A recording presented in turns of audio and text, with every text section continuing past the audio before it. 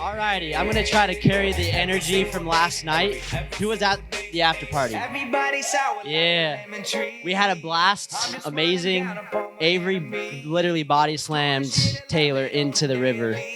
And yeah, my brother and I were doing flips and it was great. So hopefully we can wake up. I know it's early. I know we're tired, but what I'm going to be talking about today is going to really hopefully open your guys' minds to a lot of potential with private label. By raise of hands, who does private label? 2 of us, all right? 3, 4, maybe? A couple people, 5 of us. All right, so which is great, and that's why I'm here, because it's interesting. As I talk with a lot of wholesalers, RA, OA people, they get scared of private label, and they're intimidated by it, and they're like, oh, it's on its own island, and I can't do it, and it's impossible, and it's so complicated. But in reality, what most people don't understand is the skill sets that you guys have with wholesale, OA, RA carry over directly with private label. And that's what I'm going to be talking about today. So I'm going to be talking about my 5-step framework to financial freedom with Amazon private label. Does that sound all right? Sweet. Let's do it. So financial freedom, I mean, for me, that's why we're in the game of selling on Amazon, at least I hope. And I know there's a lot of different ways to achieve that, but we'll break it down with this process. Just before I dive into it, does anybody not know what private label is? Okay, perfect. Let's do it. All right, I want to dive into my journey. So back in 2016, I was going to school. I ended up getting married when I was super young, when I was 20 years old. I'm now 28. My wife was a college dancer. I was going to school. I had a part-time job. I hated every second of, I loved my wife and I loved being married, but I hated school and my job. And I was just like, what am I going to do? Like, this sucks. I don't like the path that I'm on. I don't like going to school. I'm learning from a professor that, and this is a true story, it was a business management class, and the teacher was teaching me business because and his past business had failed. And so he resorted back to being a professor. I'm like, that doesn't make any sense. You're teaching me how to build a business when your business failed. Like, I don't know. And I know there's a lot of, gurus on the internet that do the same exact thing. And I don't vibe with that. And so for me, I'm like, okay, college that doesn't work for me. And I ended up dropping out and started pursuing every single online way to make money possible. I did Shopify dropshipping. I started growing Instagram accounts, doing affiliate marketing. I even joined an MLM. What else did I do? I was flipping things, and that's actually how I paid for my wife's wedding ring, was flipping products, which I was just going around the house and selling for things. And I was like, I just got to come up with some money to buy this ring. And so that's kind of what started my journey, is like, I got to figure something out, but nothing was really working. I was just failing after failure after failure. And I was like, what can I do? And it wasn't until one of my friends told me about Amazon. And I'm like, hey, this makes sense. Like, I didn't know you could sell on Amazon. This was back in 2017. And I was like, I thought it was Amazon selling the products, and FBA makes sense. Like, this solves all my problems. When I was doing Shopify, and like, nobody knew I existed. I had to build a website. It was complicated. And so he told me, and I was like, that's my aha moment. And that's when things clicked. And I'm like, this makes sense. And I dove into it, and I knew that this opportunity was going to change my life. And sure enough, it did. 8 years later, I don't have everything all figured out. I'm not the most successful Amazon seller, but I can confidently say I have an amazing life. I have an amazing wife. I have a newborn son that's 5 months old. I can do whatever I want when I want. I have the financial freedom to travel and do whatever I want at any given moment, all thanks to my Amazon FBA business. And it wasn't easy. Thank you. It definitely was not easy, but it was worth every second of just all the sleepless nights. You guys know how it is. I mean, all the stories of every single person that has been here has talked about account shutdowns, legal fees with real estate. Like, entrepreneurs, we're just set up to get kicked in the nuts. Like, that's just the way it is. And if you guys aren't willing to take those blows and get back up and and go forward with it. Like, don't be an entrepreneur. Go work for somebody else that's willing to take those blows, because that's just the reality of what it's going to take. So we've been traveling the world. Obviously, we're settling down now with our family, and things are amazing. And that's kind of been my journey. And I'm so grateful for Amazon, and that's why I'm super excited to be here to share more about it. So just a few things to talk about private label and why I love private label is, number one, you own the listing and the buy box. You don't have to compete with 10 other sellers driving down prices. You have control of the listing. You can actually edit it. You can update the photos. You can add videos to it. You can optimize it. Number two is you have control of the price and profit. The majority of private label sellers, their profit margins are significantly higher, just because you have the control of the margins, which is fantastic. Time is mostly up front. So for me, to get a product up off the ground and running, it takes a lot of time. You got to put in the effort to do it. But once you do get the product up and going, you can really systematize things, and you can automate the process to where now I'm running 30 plus SKUs and I'm spending an hour a day, and we do close to 2 million a year, and it's fantastic. So the time freedom that private label allows me is fantastic. I have 0 employees. I have no warehouse, don't have any virtual assistants. It's literally just me, and I have 5 other businesses that I'm running at the same time. So you can really systematize things with private label. The fourth thing is you own your own brand, and you have the intellectual property. So no more IP complaints, no more copyright complaints, no more listing suspensions, no more getting booted off the listing. You own that, and that's massive. Like, that in of itself is super awesome. You don't deal with these account shutdowns that majority of you guys are dealing with on a day-to-day basis. And then the fifth thing is you have a sellable asset. You have something that you can actually sell, because I know for me, I don't want to sell on Amazon for 30 years. I mean, who knows? Maybe in 30 years I will be selling on Amazon, but there probably will be something different. And for me, I want to be able to have an exit, and I want to be able to get out of the game of Amazon, and having this asset, I can sell it. So those are just a few things that I really like about private label. Obviously, there's cons to every model, but those are just some of the main things that I really like. So now we're going to dive into my 5-step framework to financial freedom with private label. So we're going to dive right into it, and hopefully give you guys as much value as humanly possible. And I know there's a lot to unpack, but we're going to just dive right into things. And the first one is product research. This is where most people, honestly, they give up before they even start. They're like, I can't find any products. It's too hard. And I'm going to call you guys out on that if you guys say that again, because there's 2 parts. There's find the product, and there's improve the product. So we'll talk about the first part, which is find the product. I did a quick Google search. Again, I don't know how accurate this is, but it seems crazy. 350 million products on Amazon.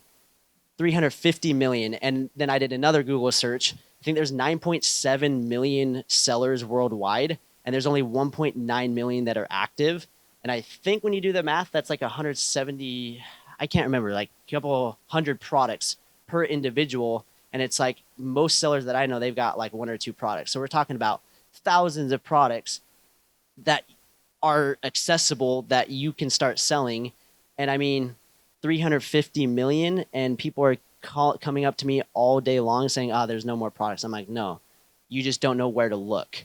And it may be like you're looking for that needle in the haystack. You might be like, okay, how do I identify the perfect product out of these 350 million? And the cool thing is there's tools, software tools like Smart Scout, Helium 10, a tool that I really like called Exploding Topics. And these are tools that I call my needle in the haystack finder. So out of the 350 million, it is very difficult to go in and try to handpick 1 product or 2 products. Like if you just start scrolling and you try to go through 350 million, it literally is going to be like trying to find a needle in the haystack. But with these tools, it's going to allow you to really find those great opportunities. In this tool, it's really cool. It's something that nobody really knows about, and it's just kind of an up and coming one. And it helps you discover trends 6 months before they take off. And literally you click 2 buttons and you click trending products. And then from there, there's like 4 or 5 different filters that you can enter. And then you just scroll lists of products. And this is a product that I came across. It's called a dog grooming tub. Average revenue is doing $50K a month. Like, everybody loves their dogs. Everybody loves animals. This is a great category to be in because, I mean, people will buy the craziest things for their animals. Me being one of them, I'm a dog owner, and we've done some crazy stuff with our dog. And that was actually one of my Instagram pages that we grew, doing some fun stuff with my dog. But thinking about that, I'm like, okay, I could create viral content with this, which we'll be talking about a little bit with TikTok Shop. I can do a lot with like my listing. Like there's so much that I can do. And I'm like, okay, dog grooming tub. And it looks like it's on an upward trend. And I looked on Amazon and there's like no competition. And I was like, this is great. So that's the first part, is find the product. The second part is improve the product. I've coached over 3,000 individuals through the private label process. And up until last year, the hardest part for students was finding a way to improve the product. But we live in 2024. There's no more excuses of not knowing how to improve a product because we have what's called artificial intelligence, ChatGPT. And this tool, Shoelix, is honestly one of my favorite tools right now. And it's a software that integrates directly with ChatGPT. And what you do is you go and you find your top 10, top 20 competitors. You grab their ASINs, you plug it in this tool, and then what it does is it pulls all of the review data from these listings and puts together a competition analysis report of exactly what is wrong with the product, what's good with the product, what the customers want about the product. And basically, ChatGPT artificial intelligence is analyzing the reviews to give you this data. And it takes, we're talking minutes to generate this report. If you were to do this manually, like it would take a team of 10 VAs probably a week. And it will do it just in a matter of seconds. And so you pull this report, and like I was saying, it gives you the customer insights, competition analysis, usage scenario, rating optimization. Like it's a full like 10, 12-page report that breaks down every single thing that you need to know about the product. So I did it on this dog grooming tub, and it breaks down exactly what I need to know about it. It says this is from the competition and the reviews analyzing. People are saying it's not durable. Well, that's important. Drain plug issues, internal leak, thin bottom, difficult to clean, low quality, too small, difficult to empty, not dog friendly. I mean, it's a dog tub and it's not dog friendly, flimsy sides. So literally, it gave me 10, 12 things right there in a matter of seconds of like, okay, I know what I need to do to improve this product and come to market with the absolute best one. And if I can fix those problems, then I'm going to have the best dog grooming tub on the market. And if I have the best dog grooming tub on the market, well, I'm going to dominate and I'm going to annihilate my competition. And so from there, that's the hardest part. But the golden question now, and this is where you guys are probably thinking, okay, we found the product, got the product improved. Step 2, how do we find a manufacturer to actually do what we just talked about? Okay, so there's 2 ways to do this, and I'm going to try to make your guys' life as simple as possible. The first way, and this is the old way, is going to Alibaba and just searching for the keyword dog grooming tub and getting 900 results and trying to sift through 100 plus suppliers and try to figure out how can I improve it? Like, can a supplier do all these things? Like, that's a nightmare.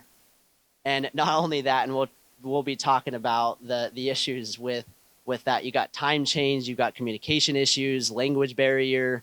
I mean, the list goes on with that strategy. And I've been doing this. Like, don't get me wrong, you can do this and it can work, but it takes a lot of effort. Again, I'm all about efficiency and utilizing my time as best as I can.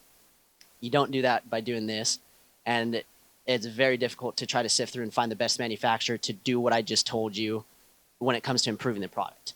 So talk about the new way. It's called a sourcing agent.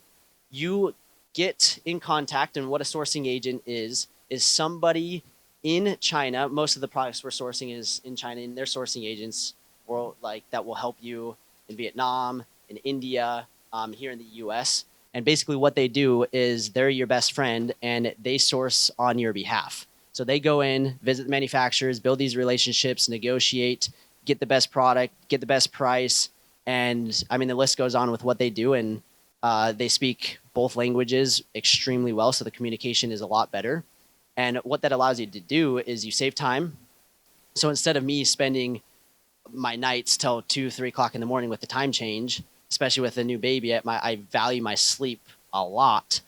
And I'm like, I don't have time for this. I mean, when I was first building my business, I was staying up till 2, 3 o'clock in the morning messaging suppliers. Now I have one person that I contact with and I say, hey, I want XYZ product. I need this. Go do it. And then I wake up in the morning with a whole list of options of, hey, I found this, this, this, and this. What do you think? And then I respond back and then I say, I need this, this, and this. And then they go back. And it's just one point of contact.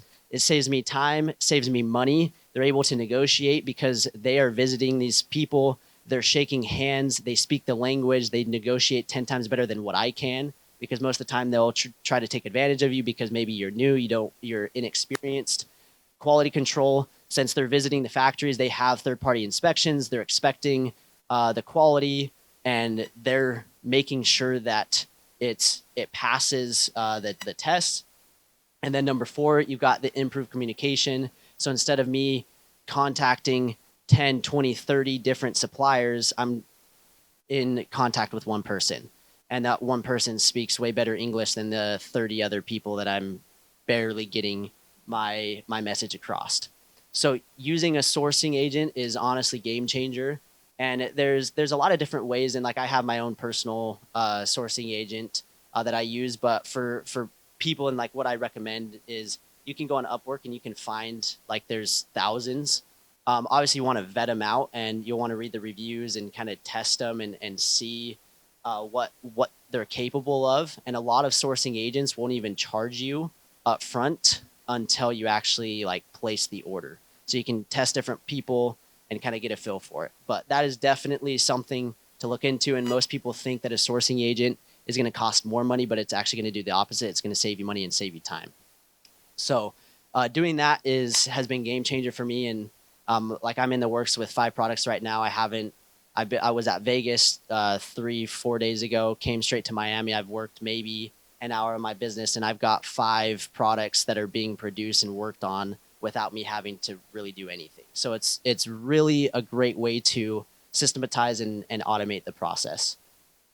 All right, so that's step 2.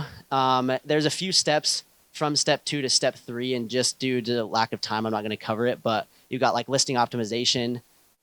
Most of you guys that have done like wholesale and like brand direct, you guys understand what a optimized listing is. And then the 4th thing is, or one of the steps before this is sending the inventory to Amazon. Everybody here is sent in a shipment to Amazon. So you guys, again, those are skill sets that carry directly over to private label. From there, you got this step, which is a page 1 launch.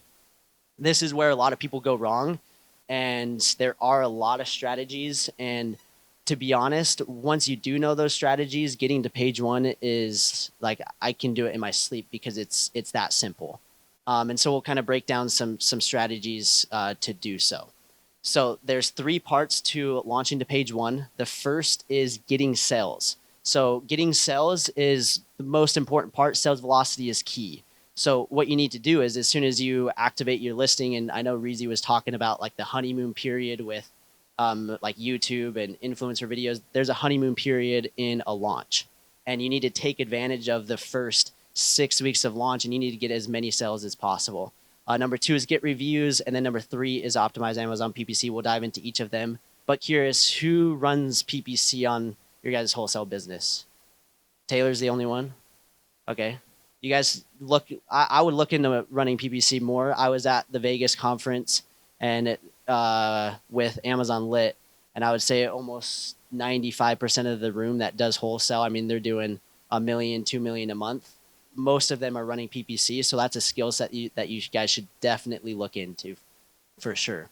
But we'll dive into part 1, and that's the sales velocity is key. So there's 4 easy ways to get sales. Obviously, there's like I could talk about just this for like a long time. With my process, I've got like 10 steps that I go through to get sales, but these are some of the 4 most important. The first is Amazon PPC. So you have tools like Helium 10, Jungle Scout, Smart Scout, where you guys can do what's called keyword research. As you guys know, Amazon's a search engine. You got to find the best keywords. And with these keywords, you plug them into PPC campaigns. And honestly, out of all the ad platforms, I mean, I've ran Facebook, Instagram, TikTok, Google, YouTube, like I've ran every single platform when it comes to ads. Amazon is pretty simple. They make it really straightforward. And you just get a list of keywords, you put it in, and you target them.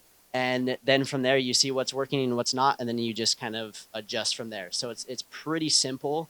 Like from the high level view, obviously, when you dive into it, there are a lot of complexities that you can probably complicate too much. We'll answer questions maybe at the end. Um, and so yeah, PPC is one. So that's the first thing is get the keywords, do keyword targeting campaigns. Then you can find products and do product targeting campaigns. So you find your competitors' products and the weak links, like the people that have bad reviews, and then you'll target those ASINs in PPC, and then you can just do a simple automatic campaign. So you set that up basically day one from the launch, and that will start generating basically sales if you've done part 1 and 2, finding the product, improving the product, and got a good product sourced. If you do that, then PPC is pretty seamless. But number 2 is influencers. There's tens of thousands of influencers, actually probably millions, that are willing to promote your product, either in exchange for the product for free or for a couple $100. And true story, last Prime Day, I paid an influencer $500, did a post, and we did 15K in one day from one influencer post. And so at $500 to 15 grand, I'll take that ROI all day long. And so utilizing influencers is super powerful. And being able to utilize these micro influencers as well, finding people with like 5, 10,000 followers that they are, when you approach them and say, hey, I've got this product, they're like, oh my gosh, somebody's reaching out to me and I'm going to get my first deal, and you'll make their day. And then in return, they'll make you some money. So using influencers, super easy, super seamless process. And then that jumps into the third one, which is Amazon influencers. I know we talked a lot about this. My brother's going to be talking about this topic from being an actual Amazon influencer. And for me, it's kind of cool because I get to see both sides. I get to see from, I'm an Amazon influencer, but I'm also an Amazon seller. And I have an interesting dynamic to be able to see both. And it's interesting. I'm in the private label community pretty hefty, and nobody is really talking about this topic of utilizing Amazon influencers as an actual seller. And I think they're sleeping on it. I think it's a very underrated strategy. And I think that most people aren't taking advantage of it just because they don't even know it. And I know Reezy was talking about the Amazon Influencer Program and how it's new, and people just don't even know it exists. But what's cool is as a seller, you need to make friends with Amazon influencers, because these Amazon influencers, what you do is you send them a few products. And again, you just send them a free product. And in return, they create a video. They upload it to their storefront that can get some traction and get some exposure. But then it also gets listed on your Amazon listing, which then builds credibility. So when somebody comes, when you're driving traffic from PPC, when you're driving traffic from influencers, when they come to the listing, they see that more credibility of this Amazon influencer was reviewing it. So you want to get like 5 of them on there. And that's going to establish that credibility, which is super important. So utilizing Amazon influencers, again, underrated strategy. Anybody that has a private label listing should be reaching out to Amazon influencers to get a video on their listing. And again, it's going to cost you basically the cost of the product. So depending on your product, 10, 20, $30 to get these videos. And then you can use those videos in other purposes, Amazon posts, TikTok shop. I mean, the list goes on, which we'll hopefully talk about a little bit more. And the fourth is social media. Again, I could talk about this for a long time, but Facebook groups, just posting on your own Facebook profile, posting on Instagram, getting your families to post and reshare, just to get that initial traction, to get people clicking and buying and supporting. Like social media is incredibly powerful, and it's all thanks to social media that, I mean, this conference exists. I'm here back in 2021. It's crazy to see how far this conference has come. I mean, I think the first conference we probably had maybe the first 3 rows, and now we got rows deep, which is awesome. And it was all thanks to social media connecting me with Taylor and Avery, And I know the power of social media because it's helped my brands, it's helped my personal brands. I mean, it's helped every single business that I've run and operated. So I know people are like, I don't do social media. You should definitely look into social media. So again, I could talk about that for a long time, but those are some of the 4 things to get sales. The next thing is to get reviews. This is super easy. Getting reviews on an Amazon listing it doesn't need to be like super complicated. You got 3 easy steps. There's an automation that you can use with either Seller Board or Helium 10, and it's basically a request a review. You set it up once and it's done. Last month, in the last 30 days, I think I got 40 reviews just by that first step. And then number 2 is just a simple card insert, just saying, hey, appreciate your support, small family business, please leave a review. That converts like crazy. And then just a little pro tip, I also put a QR code and say, hey, scan for a free 1-year warranty. And then they scan that, takes them to a landing page, they enter in their email, and I'm now collecting the customer's details, which is super valuable in the future. And then number 3 is the Amazon Vine program. Once your brand registered, you can enroll in this program and get up to 30 reviews within the first couple weeks of launching. So using those 3, you can get reviews really easy and really quick. All right, diving into part 3, optimizing Amazon PPC. So once you set up the campaigns, you can use a simple tool called Seller Board. It's going to be $15 a month. Most of you guys might even use Seller Board. It's great whether you're private label or OA, wholesale, it doesn't matter. They have a great profits dashboard, but then they also have a simple, easy, fail-proof PPC tool, and it will help you automate bids and budgets. There are tools that are way more advanced and more complicated, but for beginners, this is a great place to just kind of start. So Seller Board is a great way to just go in and optimize your PPC campaigns. All right, diving into tip number 4, marketplace expansion. This is huge, and this is where I've been putting a lot of focus, and that is expanding outside of Amazon. I know, I'm curious, how many people have been suspended or their account has been shut down? Okay, so there's a lot, and to have Amazon in control can sometimes be scary. And every night it's like, am I going to wake up to that dreaded email, or is this going to happen? Is my listing going to get shut down, or is Amazon going to jack up the fees and add this one-time placement fee, and now it adds thousands of dollars in fees every month? For me, I'm always going to sell on Amazon. It's a great platform, but I want to diversify. I want to get outside of Amazon as much as I can. And so up until like a year and a half ago, I was 100% Amazon. And now it's like 80% Amazon, 20% off Amazon, which is great. And I'm trying to get that to be like 50-50. And hopefully here soon I can do that. But expanding to these different marketplaces, and I'm curious, by raise of hand, I know people have sold on eBay. Is anybody else selling anywhere outside of Amazon other than eBay? Where are you guys selling? Walmart? Etsy? Cool. Yeah, Walmart as well. So expanding to additional marketplaces is huge.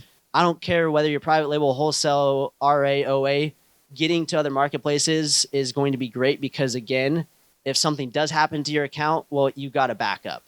And the cool thing, and at least for me with private label, when I expand to other markets, and my 2 favorite, actually, I guess 3, is TikTok Shop first, Shopify second, and then eBay actually has done decent for me. I don't do anything, and I somehow make sales. I thought eBay was dead, but it works. And while I'm doing this, I use what's called Amazon MCF, multi-channel fulfillment. So every time I get an order, it just is automated, and Amazon is doing the fulfillment. So when I get an order from eBay, boom, Amazon is fulfilling it. When I get an order from the TikTok shop, boom, Amazon is fulfilling it. When I get an order from Shopify, Amazon is fulfilling it. And I don't touch a single thing. I don't do anything. And it's super seamless and it's super easy to set up. There's just simple automations that you can just trigger it and boom, you're good to go. And TikTok shop, we'll talk about it just briefly. I started, it's only been like a month or 2. And my first month I did $10,000 at a 45% profit margin. So I made $4,500. and it took me a couple hours to figure out. And that was my first month, and I actually ran out of inventory, and I wasn't able to scale because I didn't think it was actually going to work, but I just threw up some stuff and it just started selling, and I was like, hey, this is actually pretty crazy. And so the TikTok shop, like, I see so much potential, and it's crazy because I don't spend any money on ads. There's what's called TikTok shop affiliates, and they'll actually get your products and promote it for you.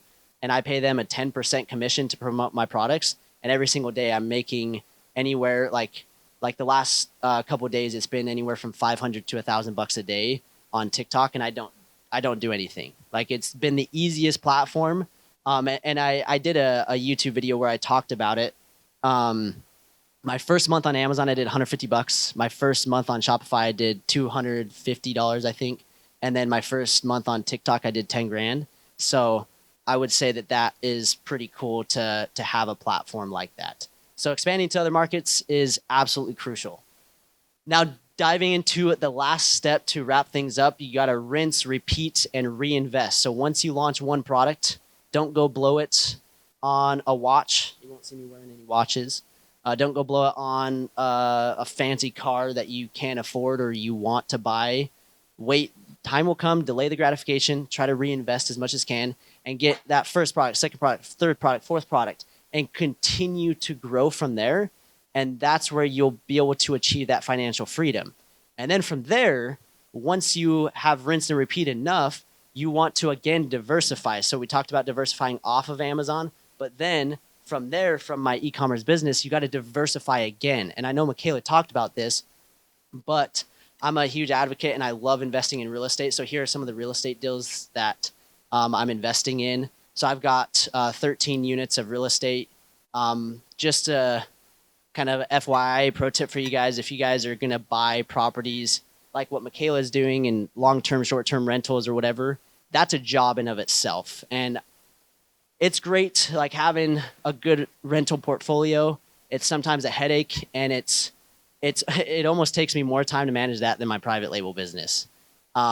It's good, but now I'm focused on what's called syndication deals. So I'm investing in these large billion-dollar developments. So this is the top right one is the largest ski resort in the world. They're expanding onto Deer Valley, and it's just absolutely insane. This other one is in St. George, Utah. It's called Black Desert. The PGA Tour is going to be playing there. It's, again, a multi-billion-dollar development. And then that one's in Las Vegas, another $50 million deal. And basically, I just give them my money, and every single month I get a check. So I don't have to do anything, and I actually make more money in those deals than I do on my rental properties. So investing in syndication deals are fantastic, and that's a great way to make your money work for you. So once you start making it in your business, roll it over into additional assets such as real estate, and that's where the true financial freedom is going to come. So that's the fifth step, and if you guys can do that, life gets amazing, and it becomes less stressful because you're less dependent on one stream of income. You're less dependent on Amazon. You sleep a little bit better, and I appreciate the opportunity to be here. If you guys want to follow me on all the social, it's at Trevin Peterson. And yeah, I appreciate you guys having me. Thank you.